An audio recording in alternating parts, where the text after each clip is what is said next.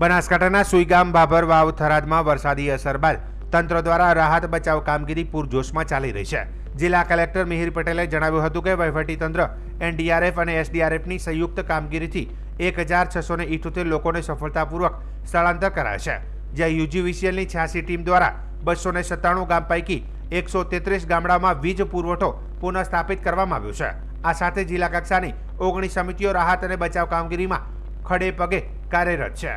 અત્યાર સુધીમાં કુલ 1678 લોકોને રેસ્ક્યુ તથા સ્થળાંતર સ્થાનિક તંત્ર અને 5 જેટલી એનડીઆરએફ અને એસડીઆરએફની ટીમ દ્વારા કરવામાં આવેલા છે। જે ખાસ 4 તાલુકા છે ભાભર, સુઈગામ, થરાદ અને વાવ, એમાં યુજીવીસીએલ વિભાગની 86 કરતાં વધારે ટીમ કાર્યરત છે। કુલ 297 જેટલા ગામોમાં વીજ પુરવઠો પ્રભાવિત થયો હતો। એમાંથી હાલમાં 133 જેટલા ગામોમાં વીજ પુરવઠો કાર્યરત કરી દેવામાં આવ્યો છે। રાહત બચાવની કામગીરી છે તેને વધુ અસરકારક બનાવવા માટે જિલ્લા કક્ષાની 19 સમિતિઓ વિવિધ જિલ્લા કક્ષાના અધિકારીઓની અધ્યક્ષતા હેઠળ બનાવવામાં આવી છે, જેમાં રાહત બચાવ, સ્વચ્છતા, કૃષિ, પશુપાલન, વિદ્યુત, રસ્તા મરમ્મત વગેરે સમિતિઓનો સમાવેશ થાય છે।